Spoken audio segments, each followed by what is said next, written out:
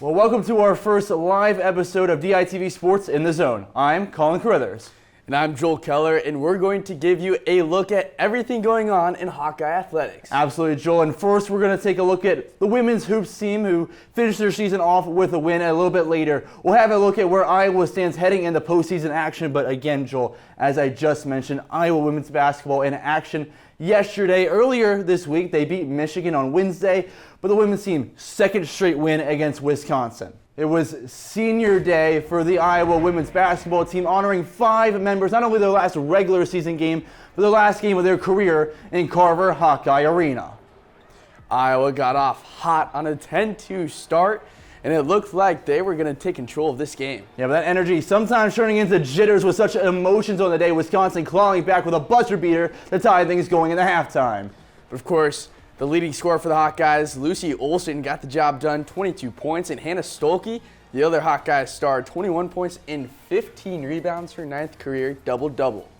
And that was her 8th most in program history as the Hawkeyes won 81-66.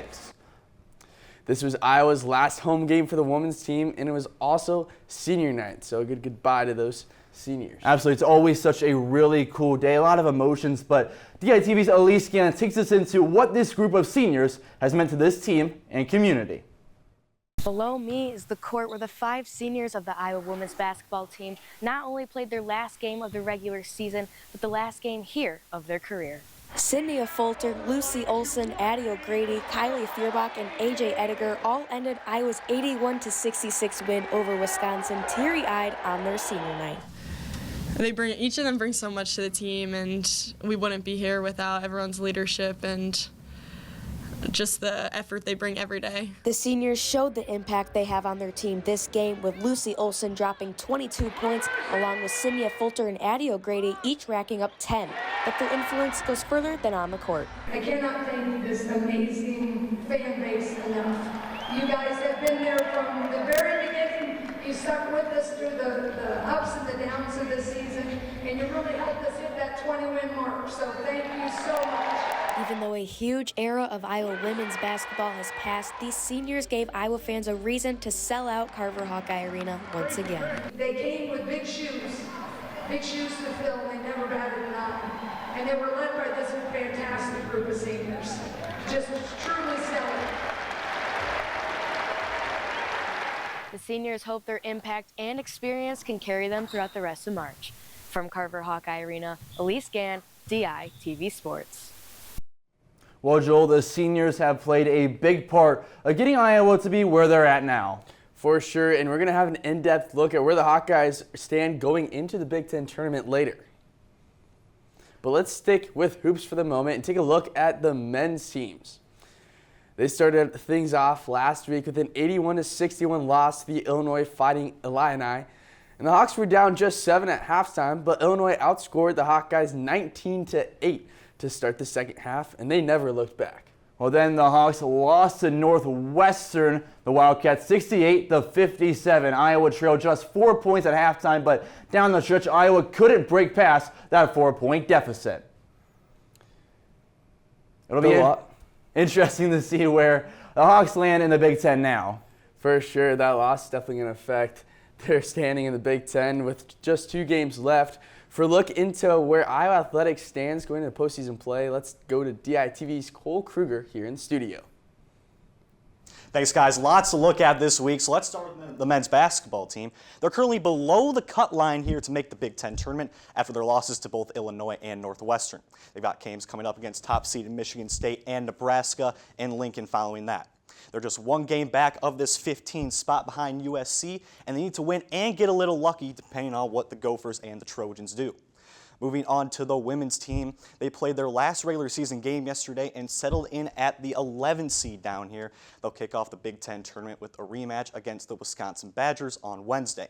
The winner there, they'll take on the 6-seeded Michigan State Spartans, and if they beat the Spartans, they'll take on the 3rd-seeded Ohio State Buckeyes on Friday.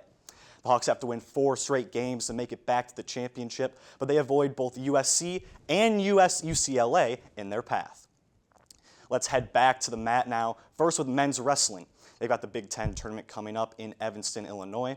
The Hawks are projected to have two guys, Drake Ayala and Stephen Buchanan, at the top of their weight class. And Iowa's projected to go with Gabe Arnold in the 184 weight class, just a week after Angelos Ferrari's big win over number 3 Dustin Plott from Oklahoma State.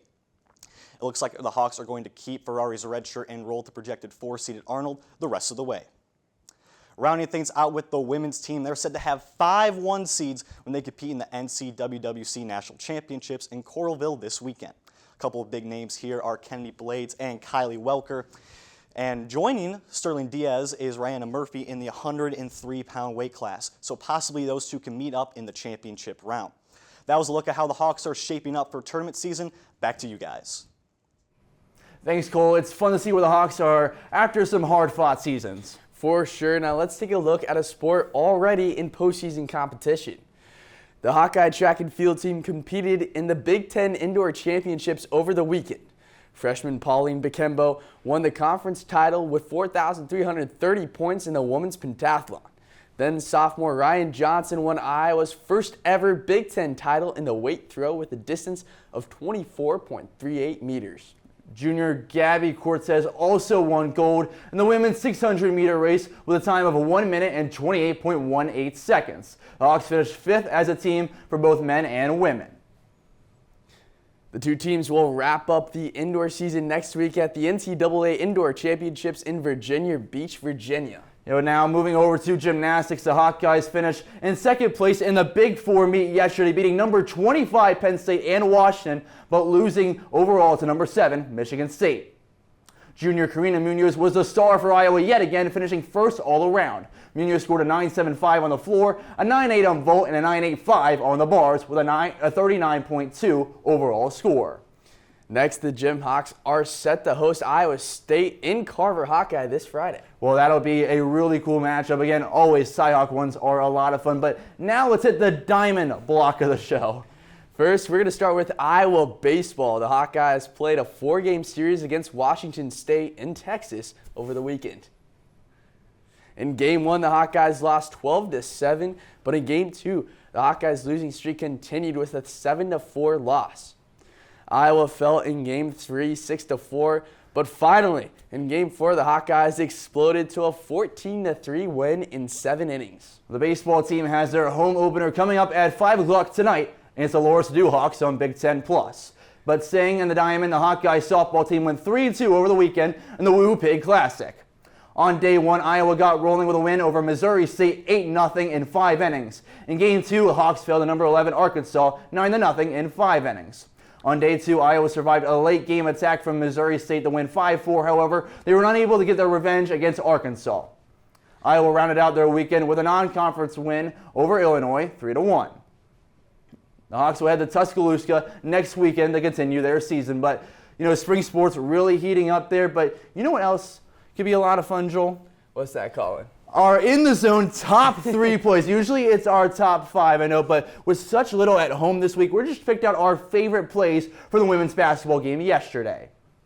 We had a really cool game there yesterday, a lot of stuff to pick out from, but I want to first talk about the seniors being exciting, and that was a really pivotal point in this game. Our first play that we have at number 3, Sydney Folter, was a cut and everything, and then so Lucy Olson, we mentioned a little bit earlier, 22 points. I mean, she's been stellar all year long. Great to see her step into those shoes. Yeah, she has been phenomenal, and we know Sydney Folter, she is the big dog of the Hawkeyes, so it's good to see her going. And, of course, Hannah Salke being terrific again. But that's all we've got for our week this past weekend with Hawkeye Sports. Again, make sure to keep in tune with all of Hawkeye Athletics on the DailyIowan.com and YouTube page.